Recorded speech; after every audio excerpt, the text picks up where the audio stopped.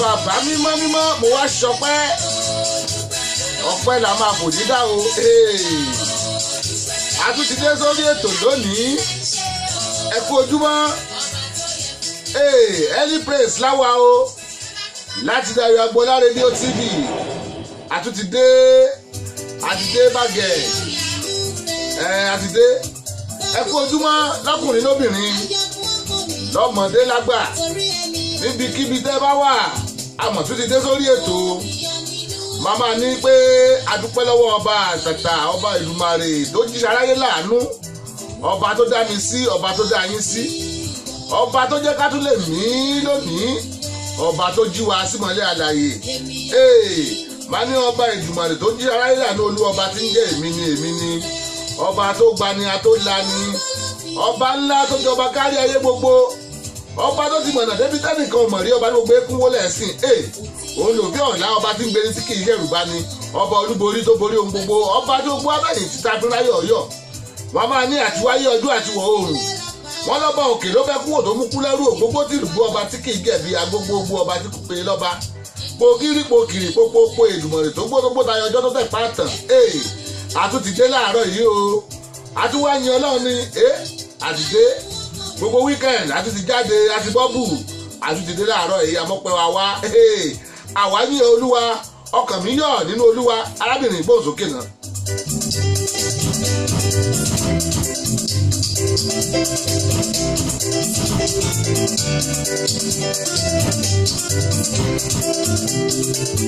Ìyá Ọlọ́run ọba tó gbọ́ àdúrà, ìyá Ọlọ́run ọba tó gbọ́ àdúrà, ìyá Ọlọ́run ọba tó gbọ́ àdúrà. Àrùn fáyọ̀ o, ká ṣọpẹ́ ló kù. Ẹ̀jẹ̀ a máa dúpẹ́. Ọpẹ́ wa bó ṣe wù kó tóbi tó kò tó nǹkan kan, bó ṣe wù kó kéré tó ìyìn náà ni. Ẹ̀jẹ̀ fìyìn f'Olúwa ọba láàárọ̀ yìí o. Òní tún lọ́jọ́ Sunday, ọjọ́ Sunday ọjọ́ 22 oṣù kẹrin ọdún 2018. Àtúntì má kàṣọ àkàṣọ ọdún yìí àti mú gun àdínkùn lọ. Àdúpẹ́ lọ́wọ́ Ọlọ́run, èyí yẹ Ọlọ́run. Àwọn èèyàn ti borí wọlé bàbà, wọ́n ti wọlé láàárọ̀ kì í. Borí yín o, Ruth Ọláìdé Adéjùmọ̀. Ẹ kú àbọ̀ sórí ètò wa Early Praise rèé. Wọ́n ní good morning and happy Sunday sir. Ẹ mà kú good morning, ẹ kú ojúmọ́ o. Ṣáláfíà lẹ́wà. All praises be unto God. Bẹ́ẹ̀ ni gbogbo ògo láwùjọ fọlọ́run. Olúwa ṣeun. Ọba lórí ayé, lórí ayé. Jésù, ọba lórí ayé àtọ̀run, lórí ayé àtọ̀run. Mo wájú bàrẹ̀ o. Ọládẹ̀ǹdé orí òkè, mo rí yín. Mo rí yín, ẹ káàbọ̀ sórí ètò wa. I can see you. Kẹ́mi Ọ̀wátì Adéròmílẹ́yìn, mo rí yín o. Ẹ kú ojúmọ́. Ṣáláfíà lẹ́wà. Àtúntìdé lónìí. Àwa fìyìn f'Olúwa, èyí lápò ní dú. Àrẹ̀mọ Abíọ́dún Alfred, bàbá Àrẹ̀mọ bó oníṣẹ́ wa. Ẹ pẹ̀lẹ́, ẹ kúṣẹ́ Olúwa o. Ìyá ń kọ́, bàbá àbèjì nìyẹn, ẹ pẹ̀lẹ́ là, ẹ kú ojúmọ́ o. Ọba tó sọ̀gbọ́n ayé ìdára ìyàgbára, ìyá ilé rẹ̀ Ọlọ́run lókè, ọgọ́yà ilé rẹ̀ Ọlọ́run bàbá. Kẹ́mi Ọ̀wátì Adéròmílẹ́yìn, wọ́n ní happy Sunday sir. Ẹ pẹ̀lẹ́ happy Sunday ma. Ṣẹ̀wà. Àjíkẹ́ tá à ń wá Ọláwùmí. Àjíkẹ́ tá à ń wá Ọláwùmí. Ẹ kú ojúmọ́ o, ẹ kú ojúmọ́. Early Praise rèé. Ṣèyí Agboola bò ní o láti Nàìjíríà, mo kí yín ẹ kú àbọ̀ lórí ètò. Ṣáláfíà lẹ́wà. Ọ̀rẹ́ ńkọ́, ìyìn náà ńkọ́, mọ́mí wọn náà ńkọ́, ẹ kú ojúmọ́ o. Wọ́n wà pẹ́ tí wọ́n wà láago 12 Nàìjíríà bẹ́ẹ̀ o. Ojú ti mọ́ àdìdé lónìí. Èmi tó pẹ́ tá sí mo mọ́ra mi.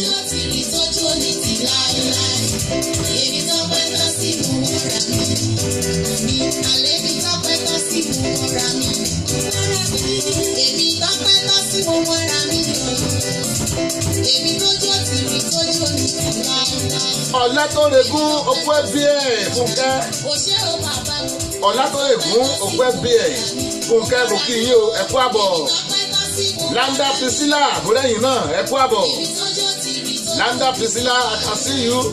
Welcome to the show.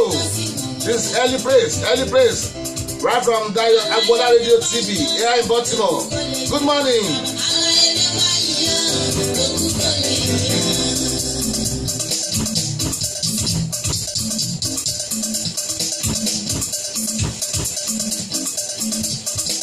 Exhibit Kari, I can see you.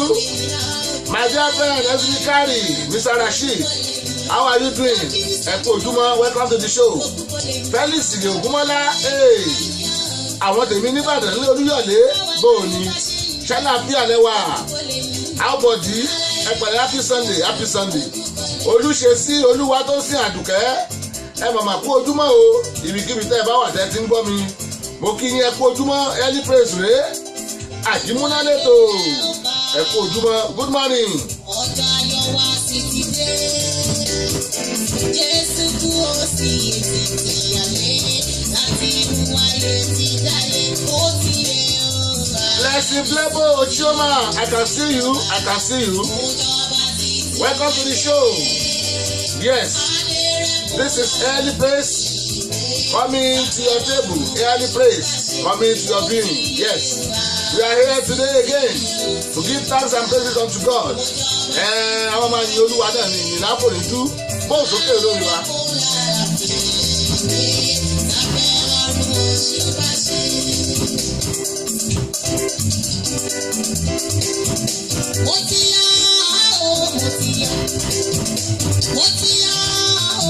Inú ẹgbẹ́ olóṣì ayé o mo ti yọ. Mo ti yọ o mo ti yọ. Mo ti yọ o mo ti yọ. Inú ẹgbẹ́ olóṣì ayé o mo ti yọ. Èmi ti yọ. Bash olóyè orí yín o. Bash olóyè orí yín ẹ kú àbọ̀ sórí ètò wa.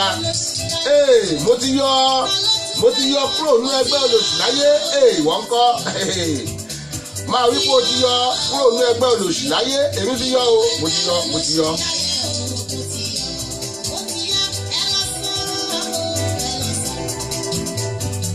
ẹ lọ sọ wípé tèmi ti dára. Ẹ lọ sọ pé tèmi ti dára o ẹ lọ sọ.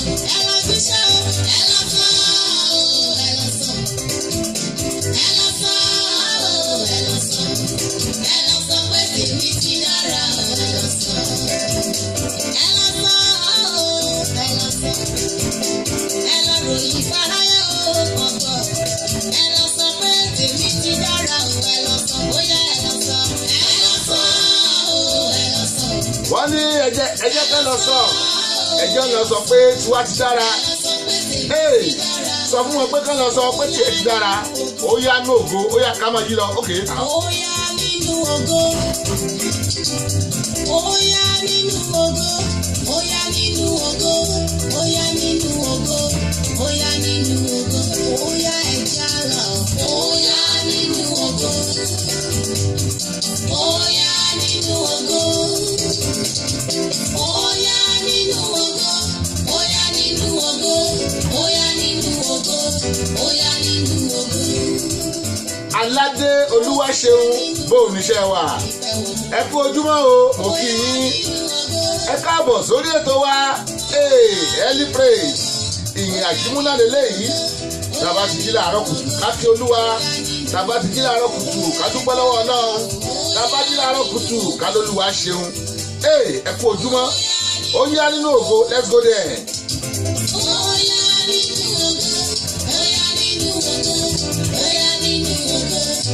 Ẹ pariwo àwa lọ síbi gíga. Àwa ń lọ síbi gíga ẹ̀yin kọ́ èmi ń lọ bí gíga tèmi o à ń lọ bí gíga. Àwa lọ síbi gíga. Àwa lọ síbi gíga. Èṣù kò lè dí wa lọ́wọ́ o. À ń lọ síbi gíga. Èṣù kò lè dí wa lọ́wọ́ o. À ń lọ síbi gíga. Èṣù kò lè dí wa lọ́wọ́ o. Ó yí biribiri eléyìí ó yí biri Olúbùkọ́lá Akíadé ó yí biribiri kàn mí Ruth Ọládé Adéjùmọ̀ mo ti rí yín àkàsílù ẹ kú àbọ̀.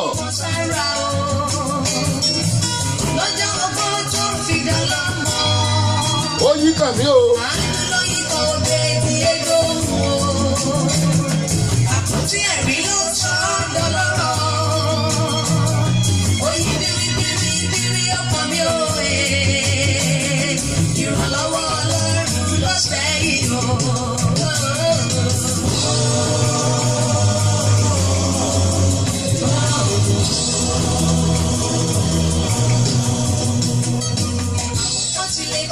Ṣáájú rẹ̀.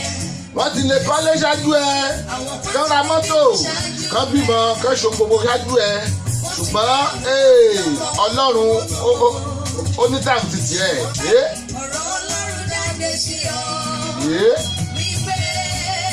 èmi lórí ire kan o.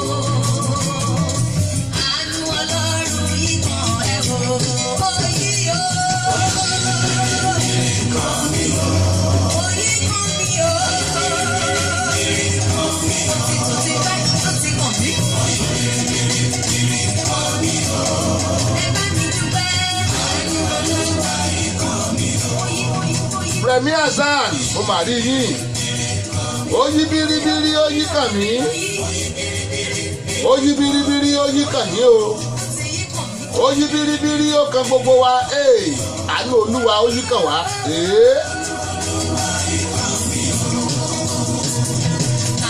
Ọlọ́run ló yí kan ẹsẹ̀ rí o.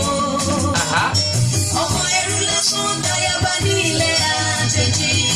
Ibi mò ń gbé tàbí mi sí kò má ta o. Mo ṣàmù pé àánú ni yóò yọrí mi sókè o.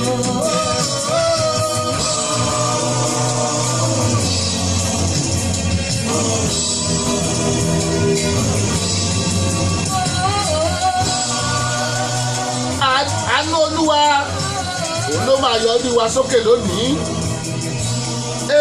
Báyìí aago 7 ó kọjá 20 ìṣẹ́jú lọ́dọ̀ tí wàá ń bí. Ẹ̀yin tẹ́ wà Naija aago 12 ó kọjá 20 ìṣẹ́jú lọ́dọ̀ yín. Ẹ̀yin tẹ́ ń gbọ́ mi ní UK aago 12 ó kọjá 20 ìṣẹ́jú. Ó mọ̀ pé wà ń ṣọ́ọ̀ṣì ni láìpẹ́ ẹ bá jọ ìwà lórí ètò. Gbogbo àwọn tá à ń gbọ́ lọ́wọ́lọ́wọ́ àdúrà rẹ o ẹ jẹ́ kí tiwa bá ẹ jẹ́ kí tiwa máa bá wa.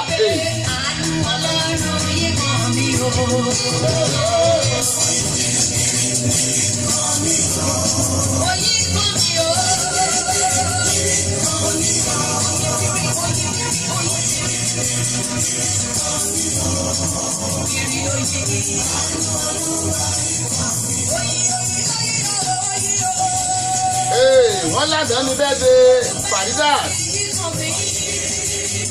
àná ní bẹ́ẹ̀ de Faridat Ayọ̀mídé Àṣàkẹ́ akí Faridat o Ayọ̀mídé Àṣàkẹ́ kú bẹ́ẹ̀ de tó ṣe lánàá. Àínú Olúwa ó yí kan gbogbo wa. Mo ń bá akitì lórí yín o ọmọ wọn nílé Balógun lóńdó ẹ kú àbọ̀ sórí ètò mo rí yín ẹ kú àbọ̀ mo ń bá akitì ó kì yín ẹ kú àbọ̀.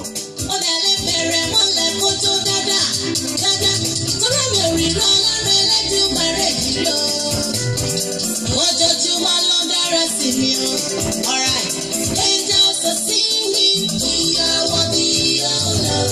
Hallelujah, you are worthy, oh Lord. Angels are clapping, you are worthy, oh Lord. Hallelujah, you are worthy, oh Lord. Hallelujah, you are worthy, Lord.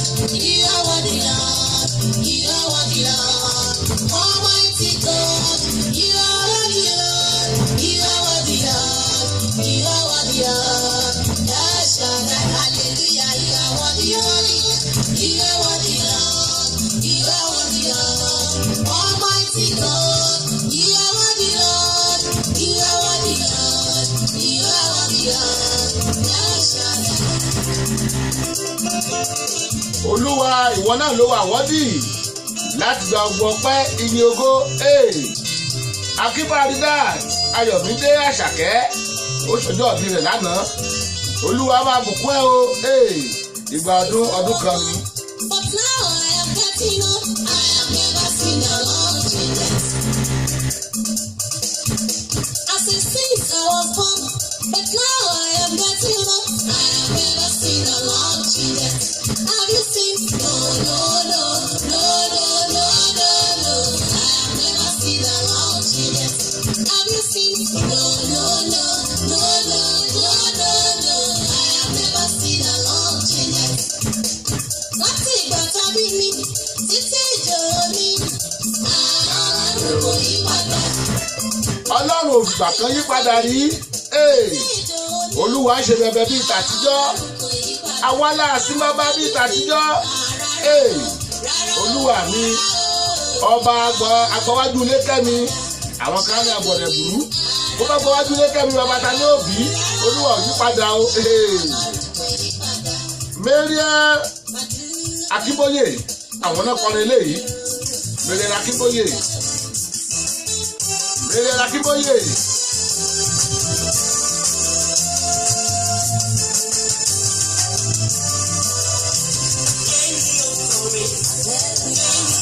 Wọ́n lé mi ó kọrin iṣẹ́ yìí náà ó kọrin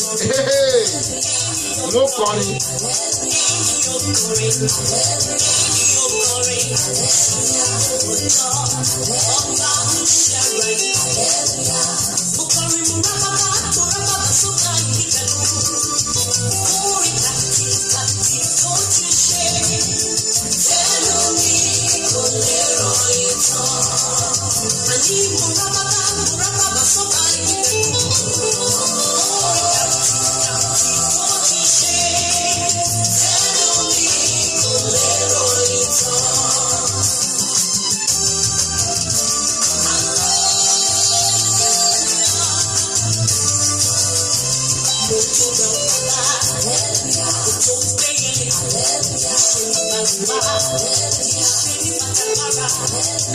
Èmi ó kọrin eléyìí àwọn mi la máa ń pọ orúkọ arábìnrin èmi ó kọrin awisin ló kọrin ẹ tó bá mọ núrò ló mọ pẹ́ dùn o ẹ ń bá ti mọ núrò ló máa dúpẹ́.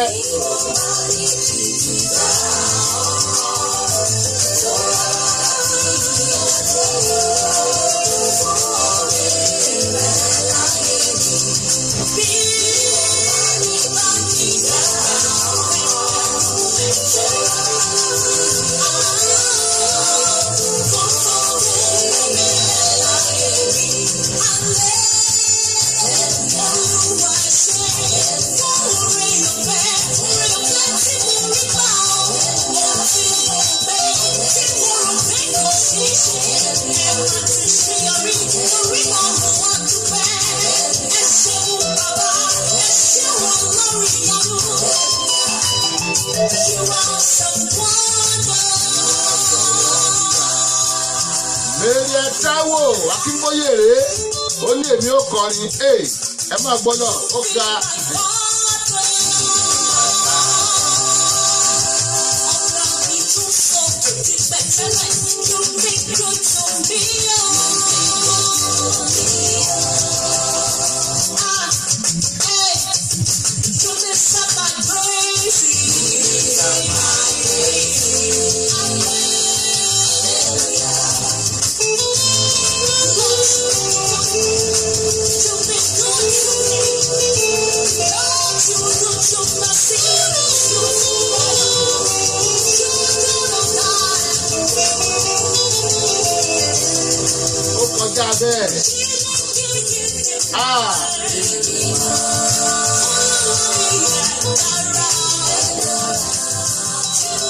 Mo ní táàkì táǹgbọ̀ yìí èmi ó kọrin la pé Mariam Táíwò Akínbóyè ló kọ tẹ bá fẹ́ kọ́pì ẹ̀ ẹ kàn sí mi ẹ pè mí lẹ́yìn ètò mo bá yín gẹ́sì kọ́pì ẹ̀ yes tẹ bá ti fẹ́ kọ́pì ẹ̀ ó kọjá bẹ́ẹ̀ àwọn tracks tó wà nínú CD yẹn ó ga Mariam Táíwò Akínbóyè wọ́n bọ̀ wá jẹ́ wọn láìpẹ́ ẹ máa rí wọn lórí ètò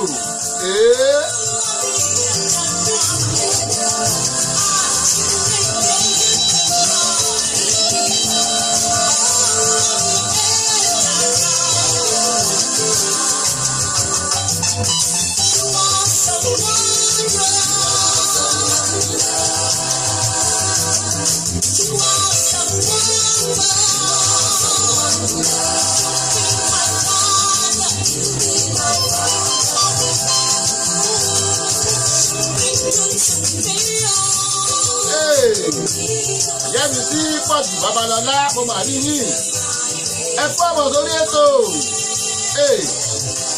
àwọn aláṣẹ olùdásílẹ̀ Direct Educational Consult Direct Crest Consult ẹ kú àbọ̀ sórí ètò ẹ̀ka sí ìlú bó ní Canada ṣé Canada ń já pírípírí tó ń ṣá pápá bóò ni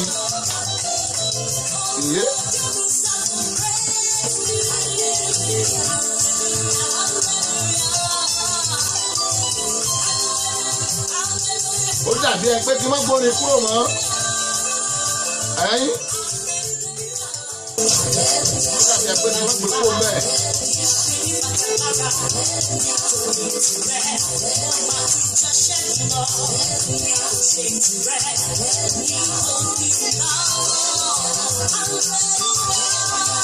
Honey, pleasant morning, bro.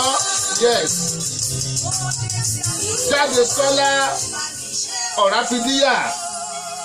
Jáde Sọ́lá Ọ̀ráfidíyà. Mo rí yín o. Ẹ kú àbọ̀.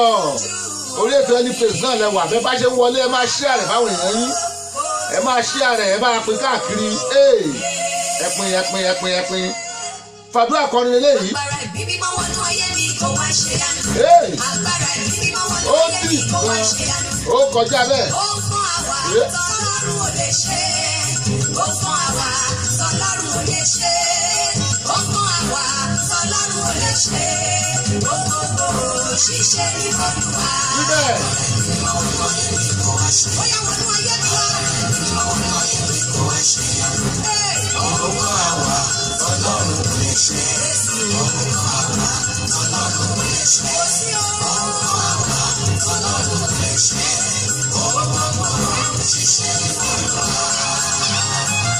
Bùkọ́lá ṣẹ́wẹ́lẹ́ eléyìí ó ní fàdúrà kọrin Joseph Adéọlá mo rí yín o ẹ kú àbọ̀ sórí ètò wa lónìí early praise rèé fàdúrà kọrin ó yá ẹ wú bẹ́ẹ̀.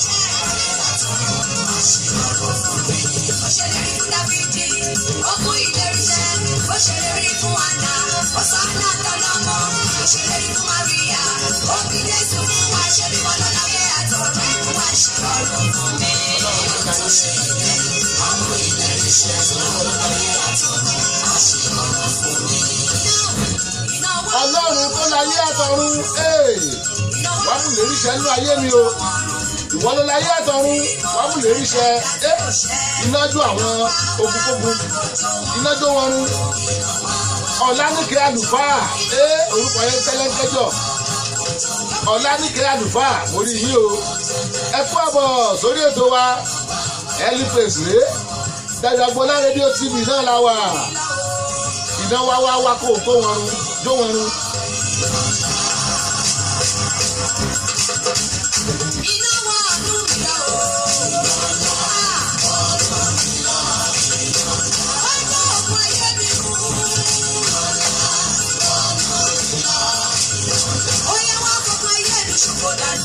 Àwọn àdúrà tó wọ mínísítà délé yóò kọjá bẹ́ẹ̀.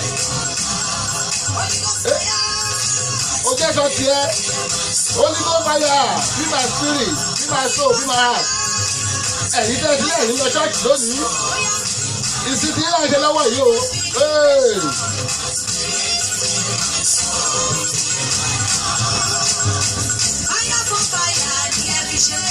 Ṣé ń gbọ́? Òun náà epo yìí ní àdúrà kọrin. Àdúrà tó kí. Ó ṣá pápá. Ó dìpù gan.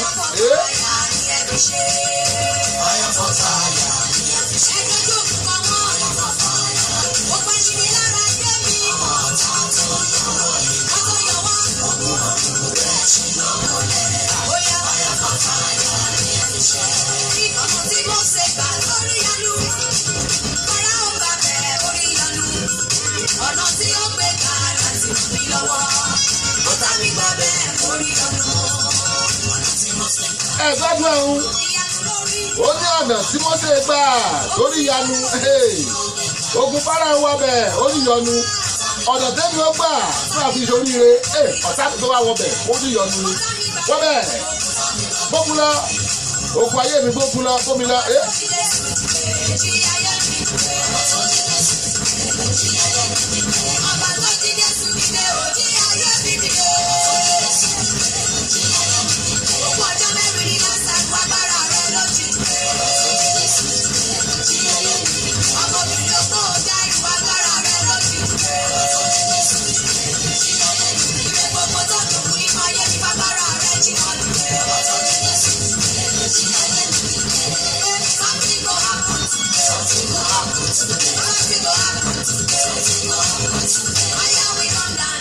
mo kí gbogbo ẹ̀yin tẹ́ ń wò mí ẹ̀yin tẹ́ ẹ̀ bá ti download rédíò application wa ẹ lọ download ẹ o Dayọ̀ Agboola rédíò ló ń jẹ́ ẹ lọ lórí Google Store ẹ máa bá ń bẹ̀ ẹ lọ download ẹ 24 hours ẹ máa gbọ́ wa Saheed Olúwafẹ́mi Táíwò lórí yín o ẹ kú àbọ̀ àdúrà kan rere Olúwa májẹ̀mú rẹ ò yẹ o èèyàn ló yẹ májẹ̀mú kábíyèsí májẹ̀mú rẹ ò yẹ John Ellie7 eléyìí kọjá àdìgébù John Ellie7 ojúmọ́ láago méje ìtumọ̀ orúkọ ẹni yẹn John Ellie7 ojúmọ́ láago méje ẹ mọ̀ fún aago méje lábẹ́rẹ́ ètò ẹ káàbọ̀ lórí ètò wa John Ellie7 mo kí yín Ọláníkẹ́ àlùfáà mo kí yín Saheed Olúwafẹ́mi Táíwò mo kẹ́yìn náà ẹ kú àbọ̀.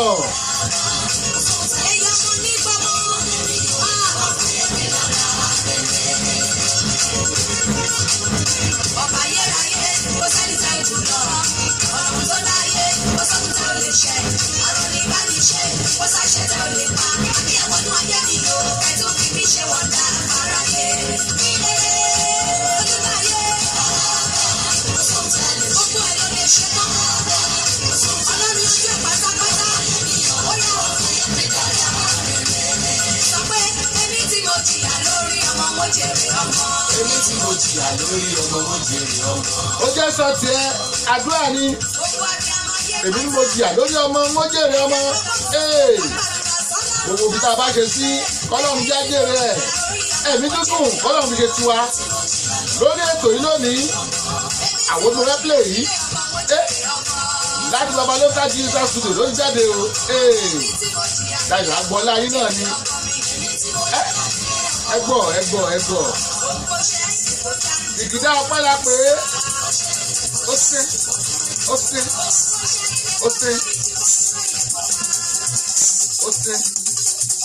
wọlé óre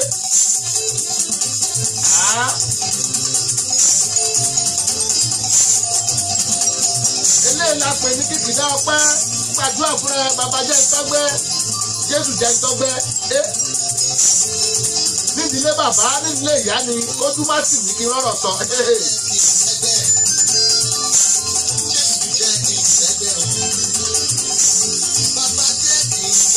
Gbàdúrà kan ní fúnra rẹ̀. Nídìílé bàbá nídìílé màmá ojú má sì ní kí lè rọrọ sọ. Bàbá jẹ́ kí n sẹ́gbẹ́ kí n sẹ́gbẹ́ lọ. Bàbá jẹ́ kí n sẹ́gbẹ́. Mo ní bàbá jẹ́ ìtẹ́gbẹ́, Jésù jẹ́ ìtẹ́gbẹ́ o. Nídìílé bàbá, nídìílé ìyá, láàrin ẹgbẹ́, láàrin ọgbà. Tó bá náwó fi mọ́ náírà kí lè rọ́rọ̀ sọ Olúwa.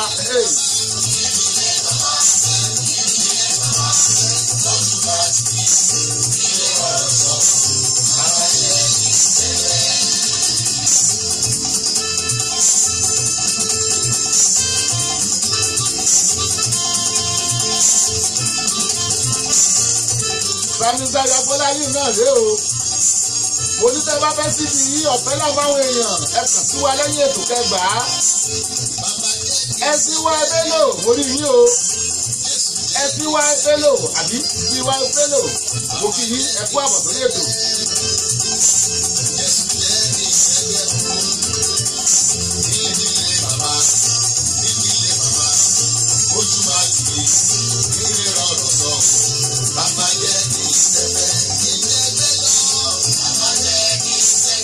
Tó bá fẹ́ fẹ́ gbẹ́ tó fẹ́ jẹgbẹ́ lọ kọ́rí.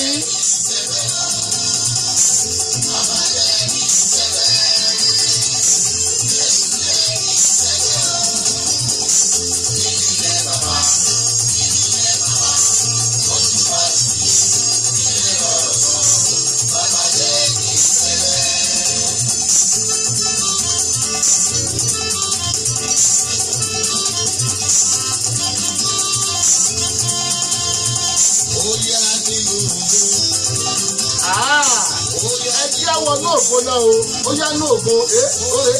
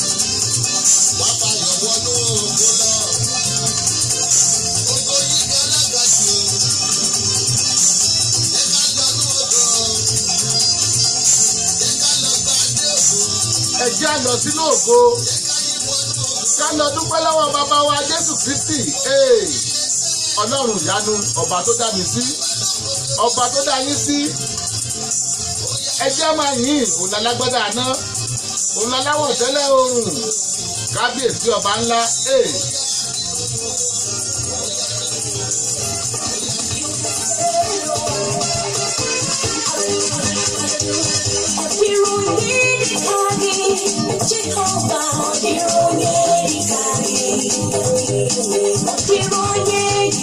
kò sédè tọ́lọ́wọ́ gbọ́ àwọn alámọ́ wo pé mo gbá Hausa mo gbọ́ Yorùbá Ọlọ́run gbédè mílíọ̀nù èdè.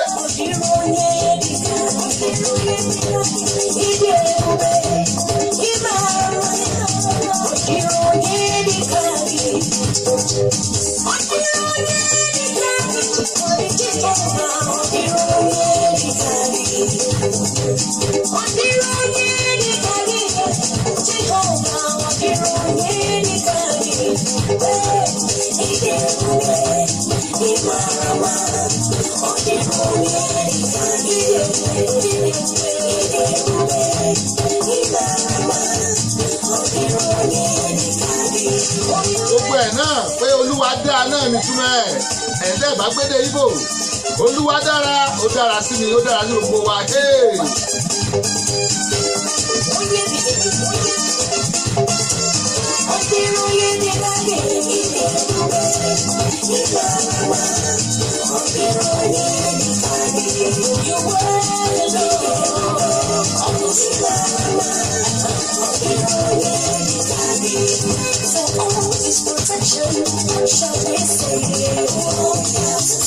Túndé bá òkun là orí yìí o bàbá wípé arákùnrin náà fi àmì lórí orúkọ wọn lórí Facebook ó ga mímí Túndé mídòrédò bá òkun là òdúró pọ̀ mọ́ pé àbúrò bàjẹ́ ọmọ Yorùbá gidi tí wọn bá bá mi sí ni màá ní Túndé bá òkun là ẹ kú àbọ̀ sórí ètò lónìí Túndé bá òkun là ṣe ń gbádùn wa Happy Sunday. For you showed us love, what shall we say? We say thank you, Lord, thank you, Lord. We are very grateful. Pẹ̀ mímọ́ Ọláyíwọlá orí yín ẹ kú àbọ̀. I can see you, I can see you, I can see you. Pẹ̀ mímọ́ Ọláyíwọlá ẹ kú àbọ̀. Akíbá Aridat, Princess Aridat, Ayọ̀mídé Àṣàkẹ́, akíkú ọdún ẹ̀ tó ṣe lánàá ọjọ́ bí ẹ̀. Mo lè tún dúpẹ́ lọ́wọ́ gbogbo ẹ̀yin tẹ́ wà ní fọ́tẹ́ bẹ́ẹ̀dẹ̀ Mèyọ́ Òkúbóyè lánàá. Lord Mayor oyè fọ́tẹ́ lánàá. Wọ́n tí mo gbàlejò lánàá, gbogbo ẹ̀yin tẹ́ wà ń bẹ̀. Àdúpẹ́ mo kí gbogbo yín ẹ káàbọ̀ lórí ètò. Ẹ káàbọ̀ kájọ máa gbádùn ara wa lọ. Lára George gbóhùn sókè. Eléyìí ló pè ní àyàn I praise you.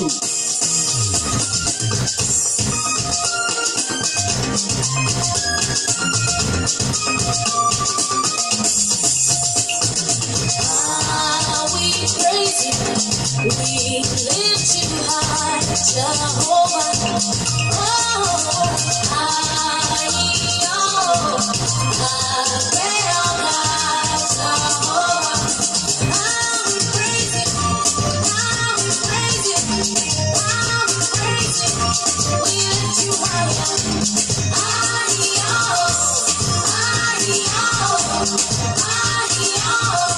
Sẹ́ni tí a tún lè yìn bí ìbáṣọ náà máa máa sọ máa lóun nìkan ló dá wa sí òun ló pèsè fún wa òun ló fún wa ní jíjẹ ló fún wa ní mímu kábíyèsí adóbára tìbí òkè àyàn o bàbá àgbẹ̀ ọ̀gá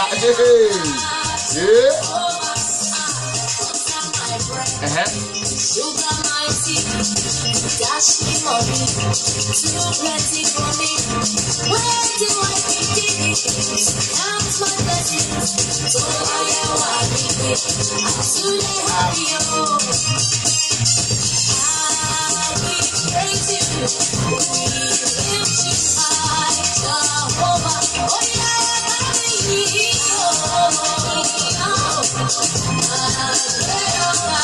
yin olúwa o ṣáà máa jó wọ́n ní kó ṣáà máa yọ̀ ṣáà máa dúpẹ́ ọmọ ọlọ́run òní lọ́jọ́ ayọ̀ rẹ dárájọ ìdílé yìí ó ní ayọ̀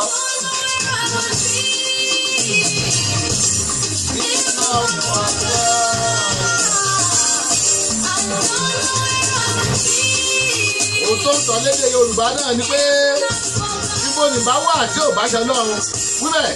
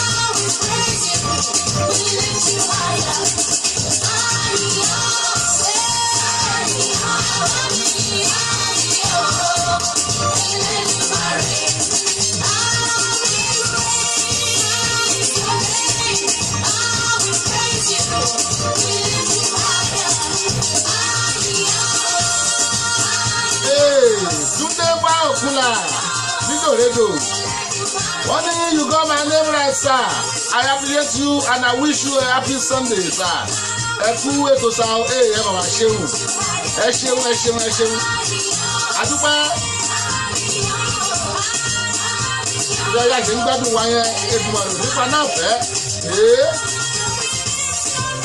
Agidigba náà pẹ̀lẹ́ ìlédè Ìgbò Agidigba ó tóbi Ọlọ́run tóbi nìyẹn. Agidigba rèé Olúwa tèmi tóbi gbàgbà.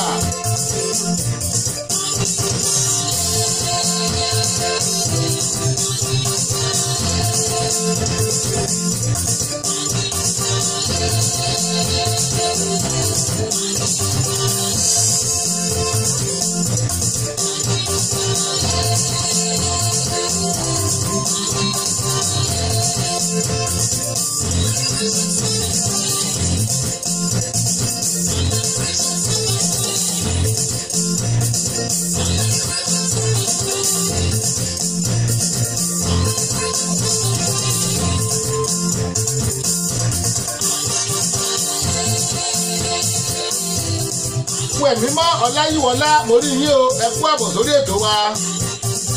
Ìjíwọlé Olútóyìn Clara mo rí yín ẹ kú àbọ̀ iṣẹ́ ń gbẹ́dùn wa.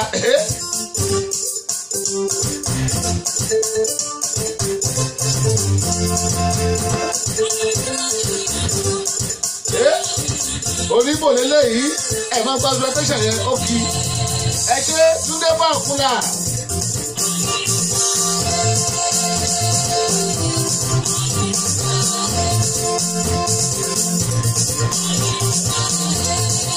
Ìwọ tó bá jẹun kánú ò lè jíjó Ìgbò ìlú agídí ni tẹ̀sẹ̀tẹ̀sẹ̀ Ọmọlọ́lá Adéọlá Kazeem mo lẹ́yìn náà o ẹ kú àbọ̀ Dayọ̀ Agboola rédíò TV náà lẹ́wà lórí ètò early praise ẹ kú ojúmọ́ Jehova.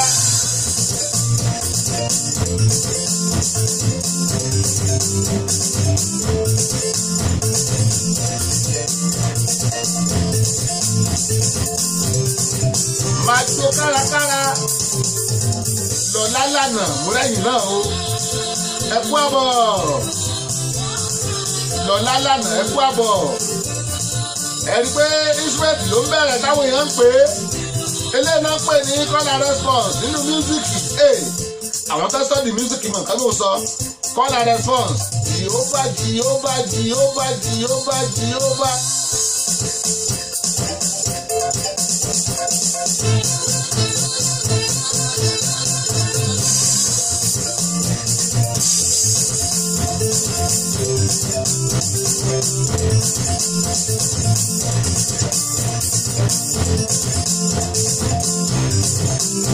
aládé wúrà ló máa wọlé bí ọ̀wàrà òjò aládé wúrà gbòsókè ọlọ́run náà láládé wúrà kò sí ọlọ́run náà láládé wúrà àwọn adégbòdù rèé. olùgbàlè òní gbogbo bá dàrú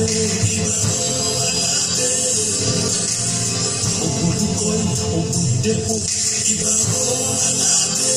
bó ṣe bàrẹ̀ aládé wúrà Malik Ashraf orí yín o Malik Ashraf I can see you yes my eyes on you I can see you welcome to the show this is early praise right from Dayo Agbola Radio TV as you are just coming in make sure you share it to your people then go on YouTube type Dayo Agbola you see all our programs there. Hey.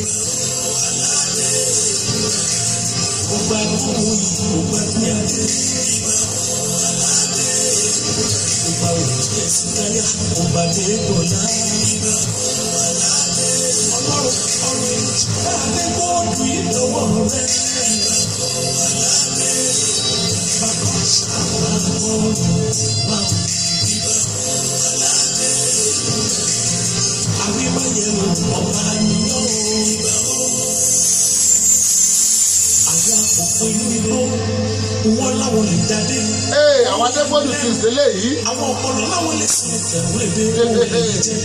Ẹ̀gbọ́n ta ló jẹ́ fọdọ́ àkókò gúnyán. Òrẹ́ tó bẹ̀. Ọlọ́run gbàgbà náà ń kí o. Alfred Kamara, I can see you. Alfred Kamara, welcome to the show. Ẹ kú àbọ̀ sórí ètò. Ẹ káàbọ̀. Dọ́pẹ́ Àlàbí rèé, Ọlọ́run gbàngbà yé.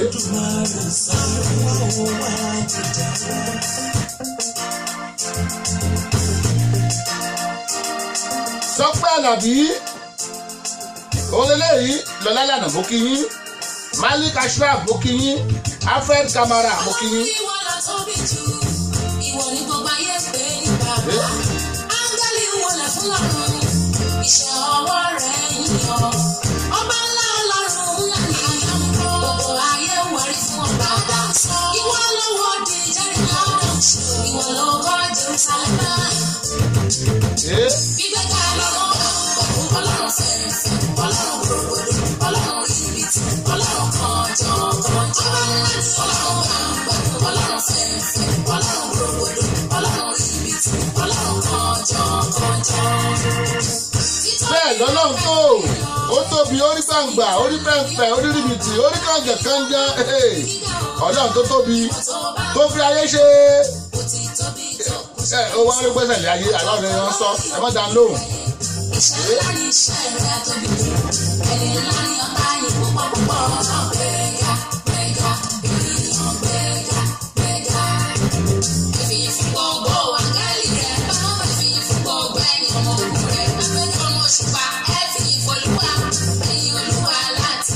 Ṣé ń gbọ́ rápìn lẹ́nu Tọ́pẹ́ Àlàbí arábìnrin ṣá.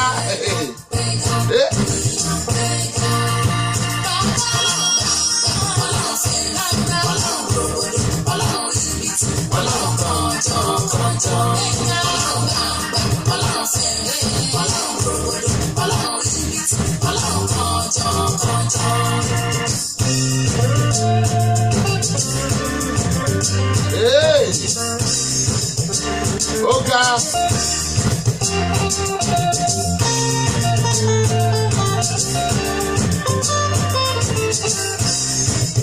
Rẹ̀mí Murphy Àkànbí mo màmá rí yín ẹ kú àbọ̀ early praise náà láwa o Dayo Agbola Radio TV lẹ́tí ń gbọ́ wa bẹ́ẹ̀ bá ṣe ń wọlé ni after the show ẹ lọ sórí YouTube ẹ máa bá wa ń bẹ̀ ẹ lọ download rédíò wa tẹ́ bá ti download ẹ̀ Dayo Agbola Radio TV ó wà lórí Google Play Store ẹ lọ download ẹ kú àbọ̀ sórí ètò wa Tọ́pẹ́ Àlàbí gbòòrò sókè.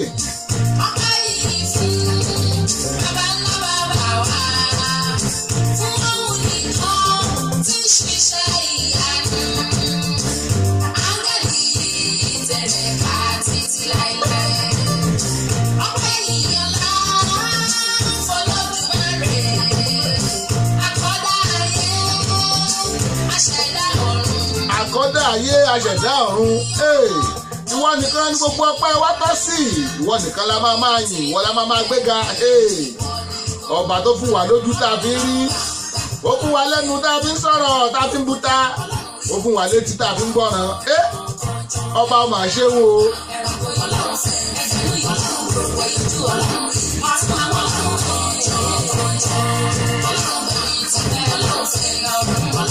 ọlọ́run gbàgbà ọlọ́run níbitì ọlọ́run náà ni bàbá àràkì tó pè ní àkìkì tán ẹ̀ lè kì í tán ẹ̀ lè kì í tán ẹ̀ lè kì í tán bóun sókè bàbá àrà.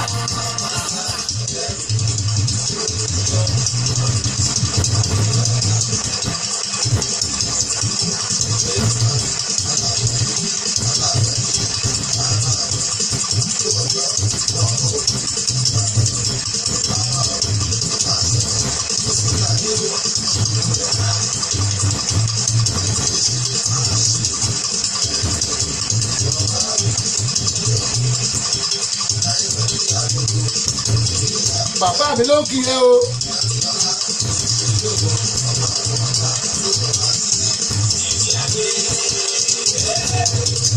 Ọba tó. Bàbá rà rèé, ó ní àkìkì tán ọlọ́run mi, àlekì tán. Yéwándé Rita Evans fún màmá rí yín, ẹ tún kú àbọ̀ sórí ètò wa o. Ṣé ń gbádùn mi? Mò ń gbádùn yín. Ẹ kú àbọ̀ yóò mọ yà yín lẹ́nu pé ajéǹdì background wa àná la tún létò àná la tún létò atúnika improve lérí background wa ni ẹ mọ́ bínú lórí ètò yìí lónìí bàbá àràré ó ní àkìkì tán lọ lọ́rùn ọba bóòlù ìjẹ́ sí wọn Tọ́pẹ́ Àlàbí ní ọlọ́run gbangba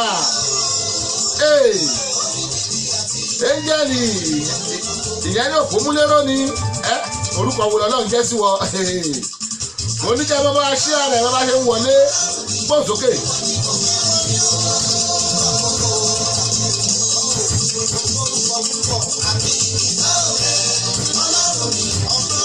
Ẹni ọlá Akínláyọ̀ ẹ kú àbọ̀ sórí ètò mórí yín bóò ni mo wà pé bóyá ẹ̀sùn wá ń bíṣẹ́ àti ẹ máa fún mi iṣẹ́ ẹ kú àbọ̀ sórí ètò ẹ pẹ̀lẹ́ ṣọwọ́ yáre.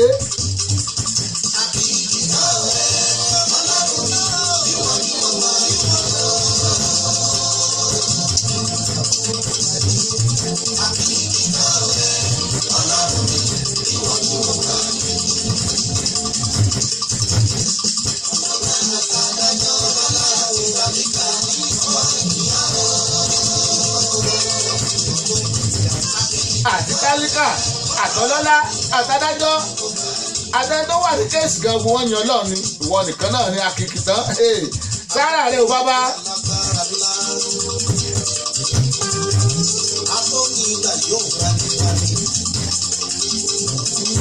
Ọba tó láyé tó bá yáyé o ọba tó lògbò kìjòkó lọ́rùn yóò darí.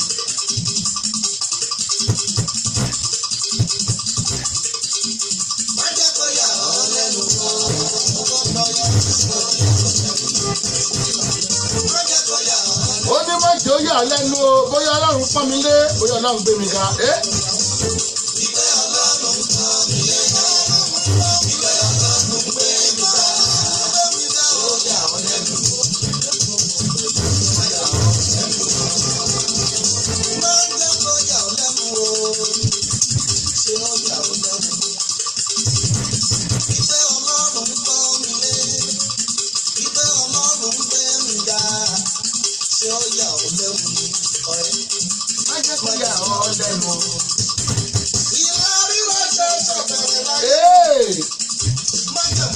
Ẹ̀mí o.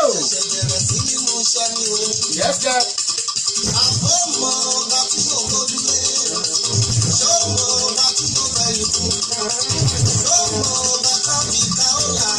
Lórí ọwọ́ tá a wà yìí ó ṣe ń lọ báyìí aago 8 lólù lọ́dọ̀ tí wá ń bí o Maryland láwà Baltimore láti pín náà ẹ̀yin tí Houston Texas wọn pẹ́ yín wa aago 7 nìyẹn àwọn ará Nàìjíríà aago kan ti lù lọ́dọ̀ wọn báyìí bẹ́ẹ̀ kan náà àwọn ará UK aago kan ti lù àwọn àṣẹyọ àwọn Kofi Annan ní Ghana ń bẹ̀rù aago 12 ọ̀sán lólù. Ẹ kú àbọ̀ lórí ètò gbogbo ẹ̀yin ọmọ Nàìjíríà tẹ́ bá ń wọlé, gbogbo ẹ̀yin ti UK tẹ́ ń wọlé, gbogbo ẹ̀yin ti Germany tẹ́ ń wọlé, ẹ̀yin Japan. Mo kí yín ẹ kú àbọ̀ lórí ètò ẹni pẹ̀lú rẹ o. Dayo Agbola rédíò TV ìyìn àjímúná bàbá àrà ló ń bá wa sọ̀rọ̀ ó bá wa yin Ọlọ́run. Bẹ́ẹ̀ni kò sẹ́ni kan tó mọ pa ọkùnrin lórí òkun. Mo wá kí tí mo mọ̀ ní o. Ọ̀nà tọ́lọ́run gbà á ṣiṣẹ́ rẹ̀ láyé mi ọ̀rọ̀ ìyanu náà ni. Ayé wa gbagba wo ènìyàn kú ní kò ṣe é tú. Ó bẹ̀ wú ní aṣọ òwe sọ bí ọ̀rọ̀ ọ̀rọ̀.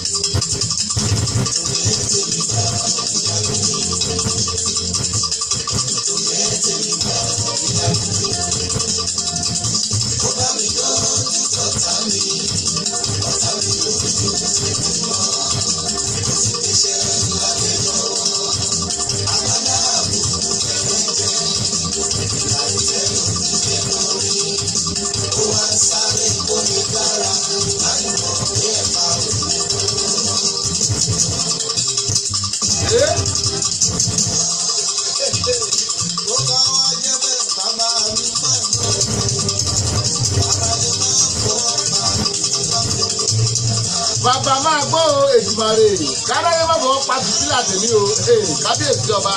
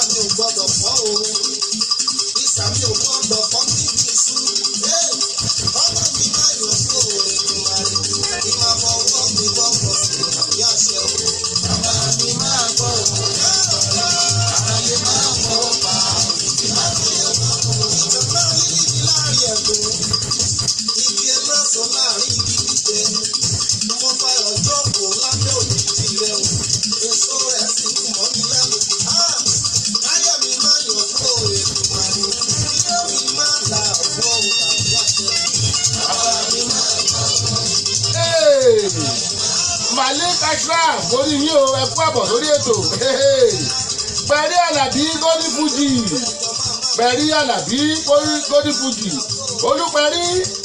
Olúpẹ̀rí ẹ káàbọ̀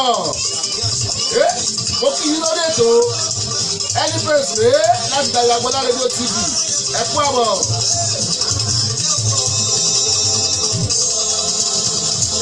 Fóun wálẹ̀ bàbá ajé wọlé mi náà ajé wọlé mi ẹ ṣe Tolúwa nílẹ̀ àti ẹkún rẹ̀ CNS ayọ̀ ní o.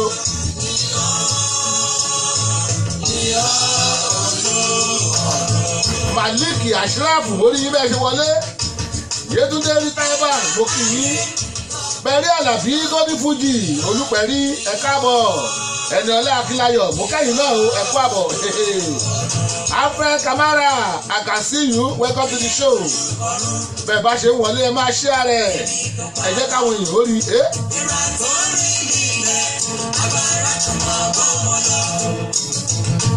òtútù mú màmẹ́ta lálẹ́ odò ọ̀pẹ̀ta tó ṣe yìí tó bá ju táyé lọ tó bá yẹ káyé lọ́gọ́ ẹ̀kọ́ òun sókè àgbà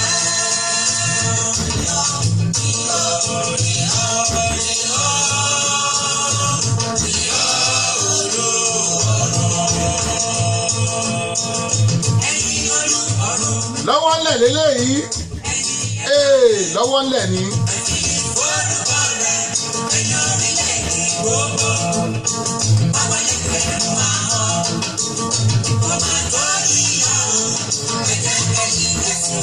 bá a lẹ́gbẹ̀rún ahọ́n kò tó yin baba lókè ẹjẹ́ máa yìn ìwọ̀nba ahọ́n kan tàbí náà ẹjẹ́ máa fi yìn torí ahọ́n kan tẹ́lómìn ní ahọ́n kan èrò tán nìyí náà ìsọkúsọ náà fi ń sọ ẹjẹ́ kọ́ lẹ́lọ́kẹ́ ẹ̀ka fi yin olúwa.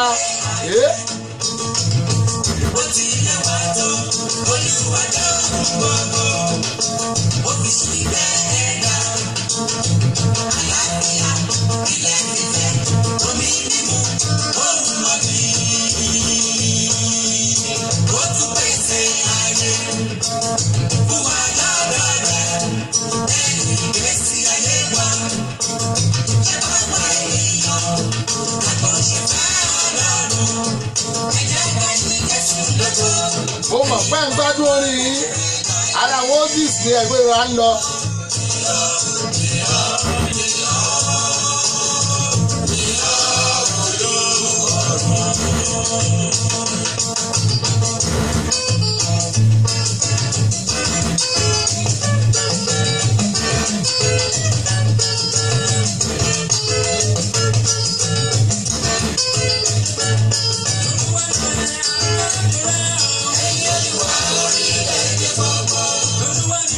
Olúwa nílẹ̀ àti ẹ̀kún rẹ̀ ẹ̀yin olúwa ẹ̀yin orílẹ̀-èdè gbogbo.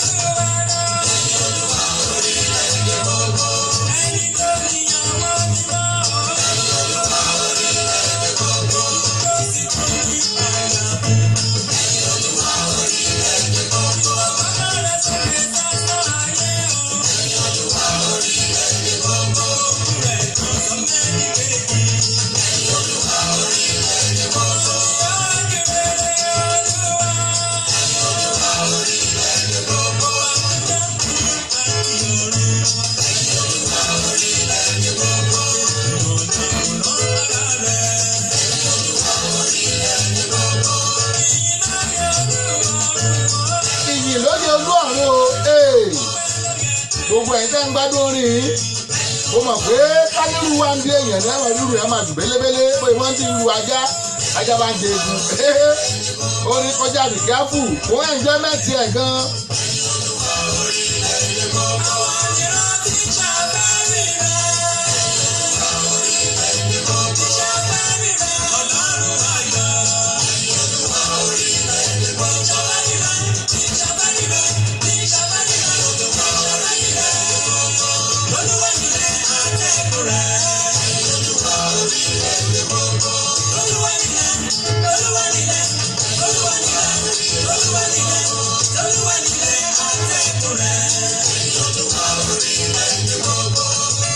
Olúwa nílẹ̀ àti ẹ̀kún rẹ̀ ayé àti àwọn tó tẹ̀dó sínú rẹ̀ tó ló fi ìdí rẹ̀ sọ́lẹ̀ lórí ìka omi ẹ̀wọ́n jẹ wọn fà lọ Dékúnlé Fújì bá a gbóhùn sókè.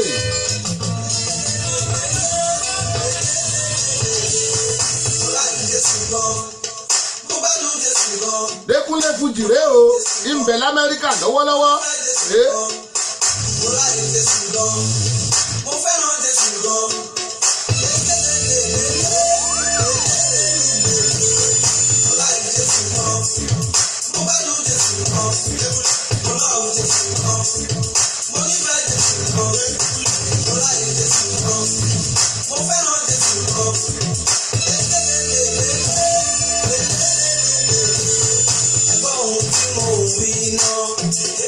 Ẹ fetí sọ̀rọ̀ ọ̀bọ yìí. Alpha Omega ní sẹ́. Òjijì ìbí tó bá ká máa tọ́jú ọmọ ìtì ọba tí lójú àdúrà sí. Orúkọ Jésù oyin. Orúkọ àti àjáde àǹtí.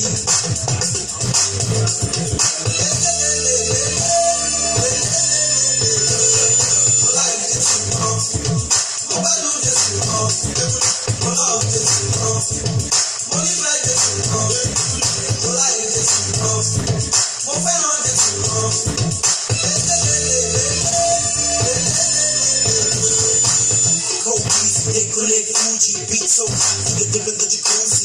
These beats dropping from above like paratroopers. Open with a nigga was full. It's gotta be the Lord above, I'm never fool. Never try to cover up my eyes, but I'm staying in focus, man. For the cause of my life, with this focus, man. Easy, have faith, I believe, but it was the soul of mine. You took it for the sea, please. You never was loving out the MCs, I'm breaking up to the floor. Before you finish the storm, whoa, take a break, home, we gotta go. Put your money out, me, I'm walking on the Lord, whoa. Take a break, home, we gotta go. Put it back out, hurry, like this,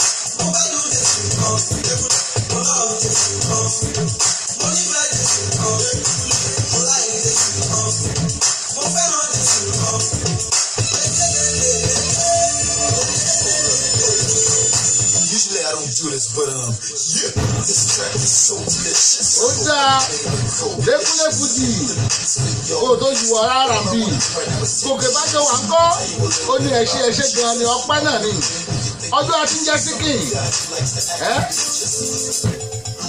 gòkè bá jọ wà rèé.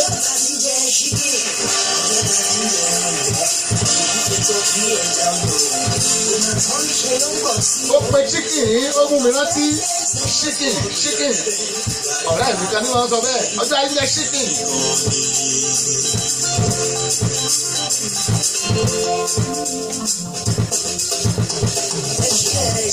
ó ní ẹṣẹ́ bàbá ẹṣẹ́ bàbá èmi ọmọ rẹ wá dúpẹ́ mo rọ pé ẹṣẹ́ gan ni ó rè é.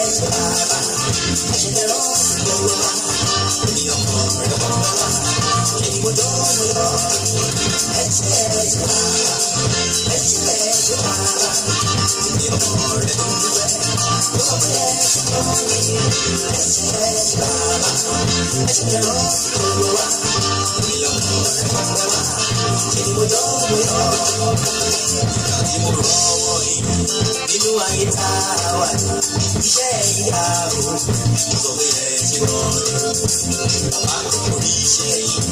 Nínú àwọn ọmọ ojú ọ̀run, agbára ìyá o, sọ pé ẹ ti rọ̀ ọ̀pẹ̀ ojú yìí. Àríṣẹ́ tẹ̀ ń ṣe bàbá, orúkọ ìyá o, sọ pé ẹ ti rọ̀ àwọn ìṣẹ́ tẹ̀ ń ṣe sà. Àbọ̀ orí wa ò gbé bàbá, ibi ọjọ́ ti yọ o. Sẹ́ni tó lè mọ bẹ́ẹ̀. Ọjọ́ tàbí jẹ́ ẹṣin, ọjọ́ tàbí jẹ́ ẹran ìjẹ́. Ojú tó tọ́ bí ẹja olówó. Kò máa tọ́ ní ṣe lọ́pọ̀ sí i. So much of your presence in the world we are given. And that is why I love to speak. Ẹṣin lọ ní. And so much of this kindness. And so much of this love. And that's why I love to speak. Ẹṣin lọ ní. Ẹṣin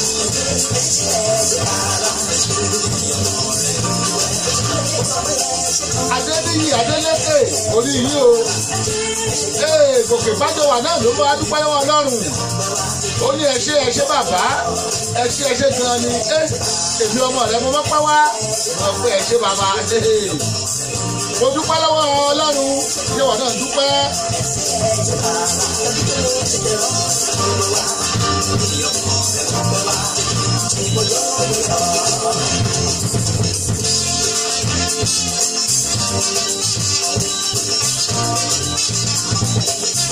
Ryan Shariff, I can see you again. Welcome to the show. We still live on Dayagbola Radio TV. Orin ọpẹ́ kúrò lẹ́nu wa, àforíjì ni máa jẹ lónìí, èdè máa ń lọ́la. Ìlòdì náà, àwọn ọ̀gá aláìmọ̀ràn, àwùjọ bẹ̀rẹ̀ ọjọ́ òní, àwọn àrùn ìrọ̀lọ́ ọ̀ka. Ìlòdì náà, kò sí ìlú tẹ́ wa lọ́rùn, àti kápánu káàkiri, ọlọ́run ló kọ̀ fún wa. Oṣù báyọ̀ lókè, òkúta ọmọ sílẹ̀.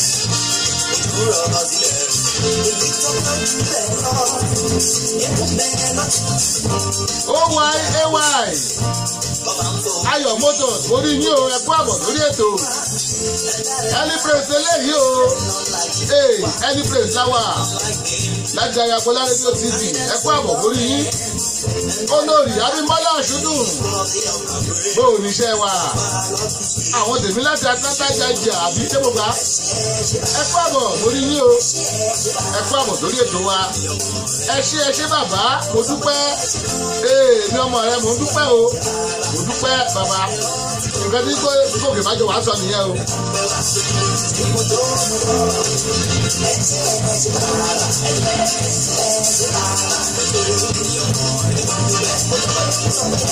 ẹ ṣé bàbá ojú tẹ ẹ̀fún mi kò fi ríran bẹ́ẹ̀ni tẹ ẹ̀fún mi kò fi gbọ́ràn ẹ̀dùn tẹ ẹ̀fún mi kọ́ kò fi kúta kò fi sọ̀rọ̀ olúwa bá ṣe wò.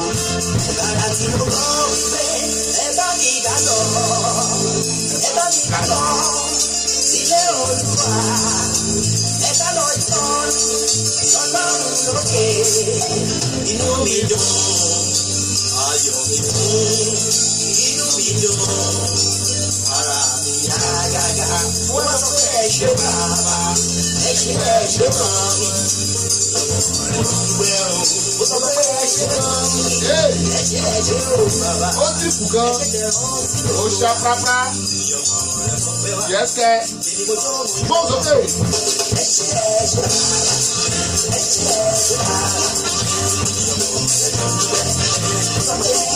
lórí ètò wáyé praise lónìí òkú ẹ̀ ń jẹ́ wọlé yes àwọn tí nàìjíríà wọ́n ti ń jáde ṣọ́ọ̀ṣì o wọ́n lè ti ń tẹ̀ wá kọ̀ọ̀kan òkè bá jọ wà kó sílẹ̀ díẹ̀.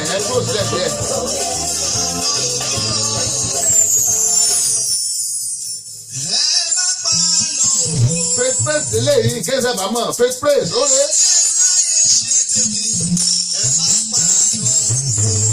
Adéwálé Ọlọ́lá ẹ kú àbọ̀ mórí yín o. Mo láwọn ti Nàìjíríà wọ́n ti ń dé wọ́n ti jáde church. Àwọn ti UK wọ́n ti jáde church. Ẹ kú àbọ̀ Adéwálé Ọlọ́lá God bless you. Olórí Abímbọ́lá Ọ̀ṣúndùn wọ́n ní good morning sir and happy Sunday. Happy Sunday bó o ní ṣáàjì dáadáa. Pèsè eléyìí onídàájọ́ lóluwà ti pèsè a máa yọ̀ ọ́nú ẹ̀ ní.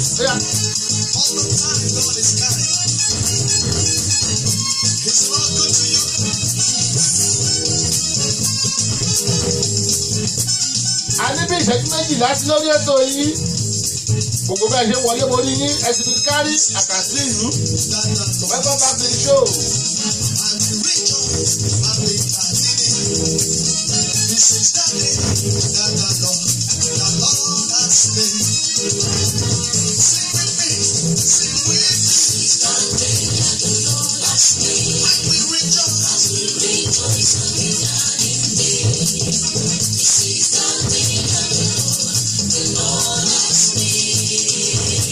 Ònílọ́jọ́ tólúwa ti pèsè wọ́n máa yọ̀ nínú rẹ̀ ní òun láyé pẹ́lẹ́ ní ìsìn àjímúná early praise kábẹ̀rẹ̀ sí yọ̀ nínú ẹ̀ látàárọ̀ ní tó tún lálẹ́ fún alẹ́.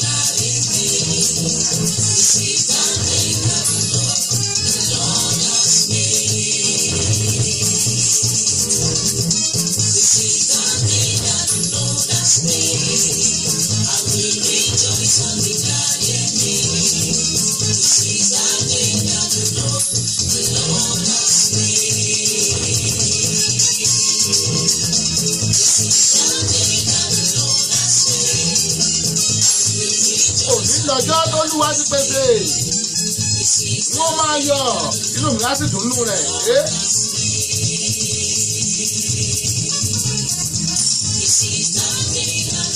This is the day the Lord has made. We will rejoice and be glad in it. This is the day the Lord has made. Mo kí gbogbo yín lórí ètò wa lónìí. Sùnbọ̀ Akítì, ọmọ wọn nílé Balógun bóò ni olùdírí yín lónìí o. Ẹ pàbọ̀, happy Sunday. Ẹ kú sí mi òní o. Ẹ kú sí mi. Ṣé àbí alẹ́ wà? Ẹ pẹ̀lẹ́.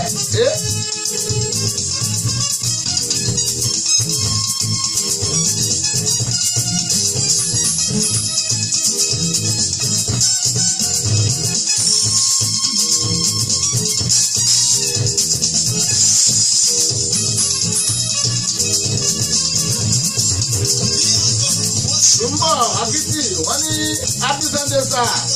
Ẹ ṣe òrìbẹ́ láìpẹ́ ẹ̀. I will worship my God. Ìjíwọlé Olútóyìn Clara, wọ́n ní happy Sunday. Happy Sunday o, bó oníṣẹ́ wà. Ẹ kú ojúmọ́ o.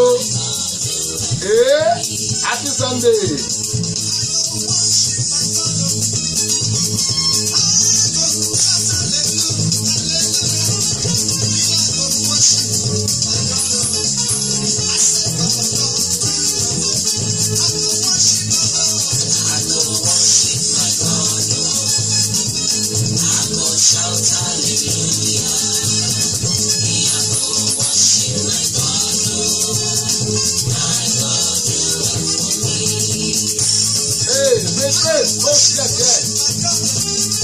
Ìṣẹ́jú mẹ́jọ sí lórí ètò yìí o, ìṣẹ́jú mẹ́jọ la ní lórí ètò.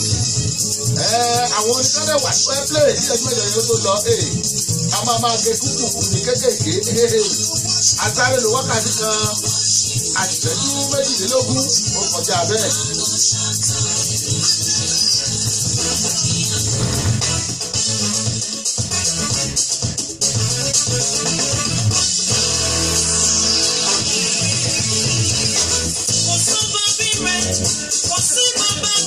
Bẹ́ẹ̀ kò sọ́ba bí Olúwa olùkan lọ́lọ́run.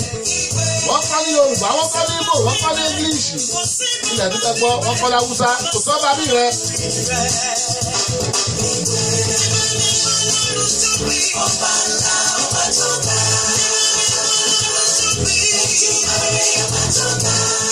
Oníbẹ̀ bá ṣe ń wo lórí Facebook báyìí.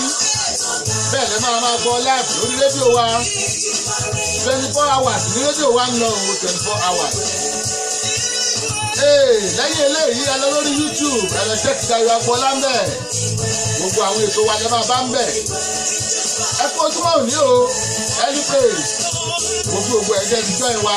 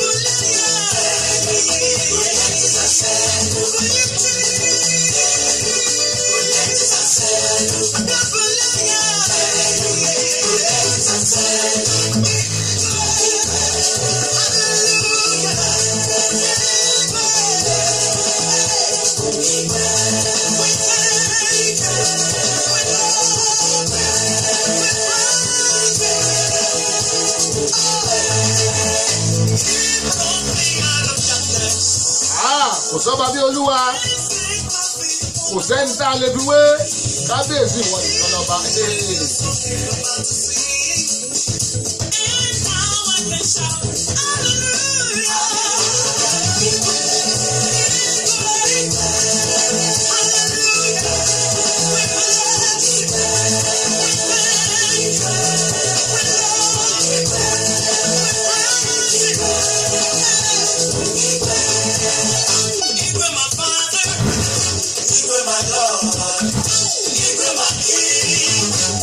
where my Lord. You are my Father. This is where my Lord. This is my King. I never seen this kind of love. Adélùsì Amos orí yìí o ẹ̀kú àbọ̀ Adélùsì Amos àkàsí ìlú ẹ̀kú àbọ̀ lónìí lọ́wọ́ yá ẹni pèsè lẹ́yìn o bẹ́ẹ̀ bá ṣe ń wọlé ẹ máa bá wa ṣe ààrẹ báwọn èèyàn yín.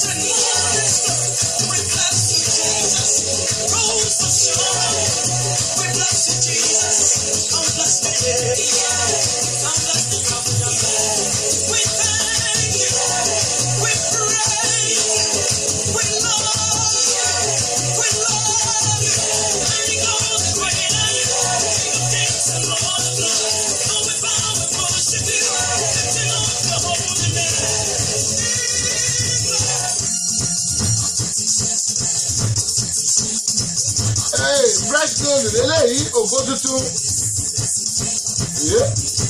lóde mọ́yà mi sùkà o.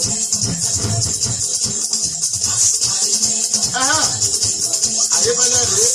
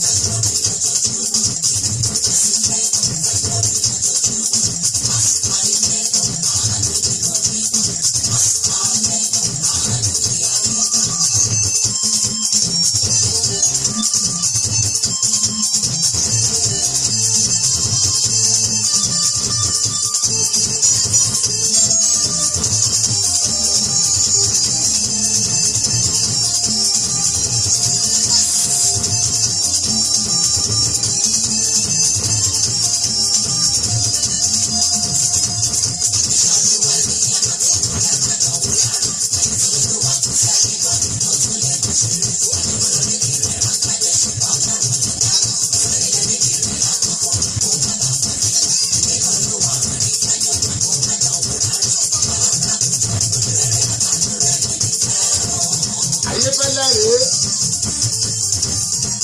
Ẹ jẹ́ ń bọ́ lórí Gbẹ́ngà Ògúndé yìí. Aago mẹ́jọ àbọ̀dẹ̀ ti lù mọ́ wa lọ́wọ́ tán. Olúwa ìwọ́lé lásìkò.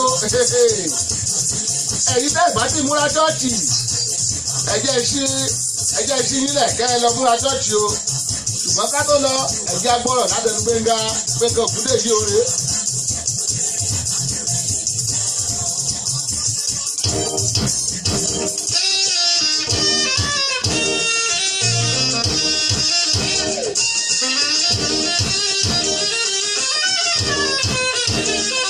Gbẹ́ngà Ògúndé yìí gbọ́ sókè.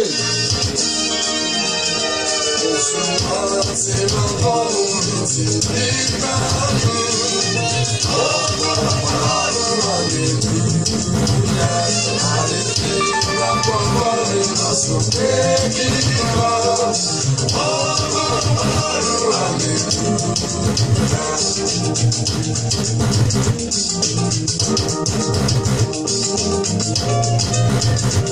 ọmọ ọlọ́run nílẹ̀ bọ́lá tí máa ń sájọ pé ọ̀nà yíyẹ wá sí ọkọ̀ wá sọ́pẹ́ nílẹ̀. Nígbò ṣe àwọn ènìyàn ní ọba máa ń lọ́dọ̀.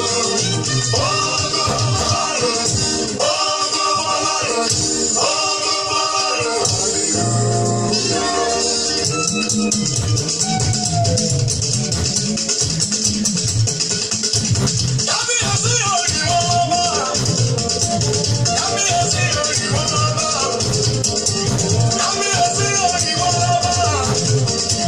hallelujah.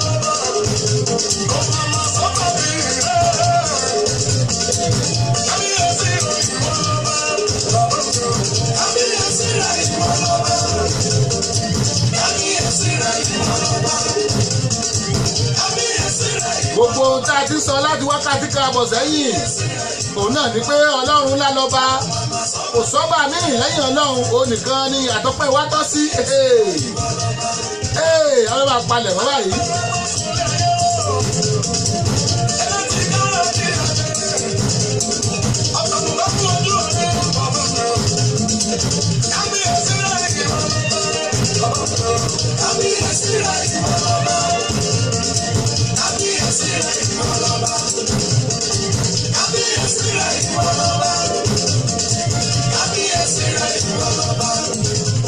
mo ní mo dúpẹ́ lọ́wọ́ ogun ẹgbẹ́ ẹgbẹ́ wa lónìí afẹ́ kàmárà ẹ ṣeun o túndé báńkúlà mo kí yín ẹ ṣeun rúdọ̀ládé adéjùmọ̀ ẹ máa ṣeun ìjíwọlé olútóyìn clara mo kí yín ẹ ṣe sùnbọ̀ akitì mo kí yín ẹ kúṣẹ́ aládé olúwa ṣeun mo dúpẹ́ lọ́wọ́ ẹ̀yin náà o ọ̀làdẹ̀ǹdé orí òkè mo dúpẹ́ adélúsí amos mo dúpẹ́ lọ́wọ́ yín adéwálé ọlọ́lá thank you very much gbogbo ẹ̀yin èèyàn tí ẹni gbẹ̀yìn wa olórí abímbọ́lá ṣùdù mórí yìí o ẹ ṣé gbogbo ẹ̀yin tẹ́ ẹ̀ṣẹ̀ ń dé ẹ lọ sórí youtube ẹ lọ wò wá bẹ́ẹ̀ àbí kẹ́ ẹ check padà lórí péjì wa wọ́n máa play ẹ̀ back mo dúpẹ́ lọ́wọ́ yín ẹ ṣé gan ni o god bless you ojú tẹ́ fi ń wò wá wà ní 4 ètò tẹ́ fi ń gbọ́ wà ní 2 láyọ̀ làmọ́ balẹ̀ yín o ẹ jẹ́ pàdé tó bá di láago kan maryland time lọ́la